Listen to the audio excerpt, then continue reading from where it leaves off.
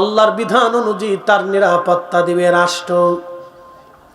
রাষ্ট্র তার নিরাপত্তা দিবে, রাষ্ট্র তার ঘর ফিরিয়ে দিবে, রাষ্ট্র তার বন্দোবস্ত করবে, রাষ্ট্র তাকে ভাতা দেবে, রাষ্ট্র তাকে কর্ম দিবে, রাষ্ট্র তাকে কাজ দিবে, রাষ্ট্র তাকে নিরাপত্তা দিবে। সিরাজগঞ্জের এখান থেকে যদি একটা 16 থেকে 20 বছরের একটা মেয়েকে যদি বোরকা পরাইয়া, হাত মোজা পা মোজা পরাইয়া আপনি রাত্রিবেলা ছেড়ে দিয়ে বলেন, বোন আমার তোকে ছেড়ে দিলাম, যা ঢাকা শহরের মোহাম্মদপুরের থেকে তুই ঘুরে আয়, আল্লাহর কসম করে বলি এই বাংলাদেশে 100% গ্যারান্টি নাই ওই মেয়েটা ঢাকা শহরের মোহাম্মদপুর একা একা রাত্রিবেলা ঘুরে বাড়ি ফিরে আসবে।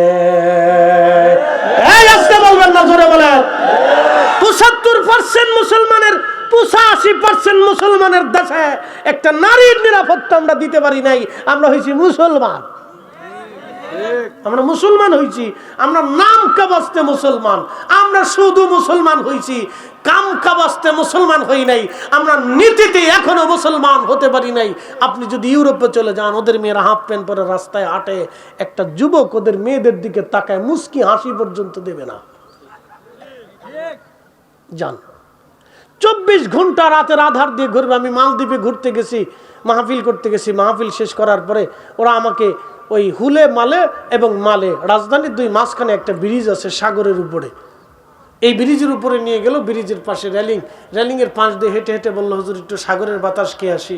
তো সাগরের বাতাস খেতে গেলাম। যাওয়ার পরে দেখি মেয়েরা রাস্তা দিয়ে হাঁটতেছে, রাত 2টা 2:30 বাজে। জিজ্ঞেস করলাম, বাংলাদেশের মেয়েরা রাত 8টার পরে হেঁটে গেলে কোথার থেকে কোনটা এসে ধরে ফিরে নিয়ে যায়, কি করে না করে, কি একটা অসুবিধা, ঘরের ভিতরেই নিরাপত্তা নাই, তো এই মেয়েরা রাত্রিবেলা রাস্তা দিয়ে হাঁটতেছে, ওদেরকে কেউ ধরে নিয়ে যায় না? বলে, হুজুর এটা বাংলাদেশ না, এটা মালদ্বীপ। এখানে এমন শাসন ব্যবস্থা আছে যে আপনি একটা মেয়ের দিকে তাকায় যদি মুস্কি হাসিও দেন, আর ওই মেয়েটা যদি কোনো পুলিশের কাছে অবজেকশন দিয়ে থাকে, তাহলে এখানে রাষ্ট্রপতি এসে ফোন দিলেও তাকে ছাড়া যাবে না, পুলিশ তাকে ছাড়বে না, কারণ মহিলা তার বিরুদ্ধে মামলা করছে। আপনি একটু চিন্তা করেন তো, 100% মুসলমানের দেশ, 100% মুসলমানের দেশ, ডানে তাকায় দেখি জুব্বাওয়ালা নাই, বামে তাকায় দেখি জুব্বাওয়ালা নাই, সামনে তাকায় দেখি জুব্বাওয়ালা নাই, পিছনে তাকায় দেখি জুব্বাওয়ালা নাই, শুধু জুব্বা আমারই গায়ে, না আমি ছাড়া আর কেউ নাই। 100% মুসলমানের মাথায় টুপি নেই, নামাজে গেছে টুপি নেই, কিন্তু মিথ্যা বলে না, চুরি করে না, ডাকাতি করে না, সিটারি করে না, বাটপারি করে না, সুদ খায় না, ঘুষ খায় না, অন্যায় করে না, খাবারে ভেজাল দেয় না, মালে কম দেয় না, মালে ভেজাল দেয় না, মানুষ ঠকায় না।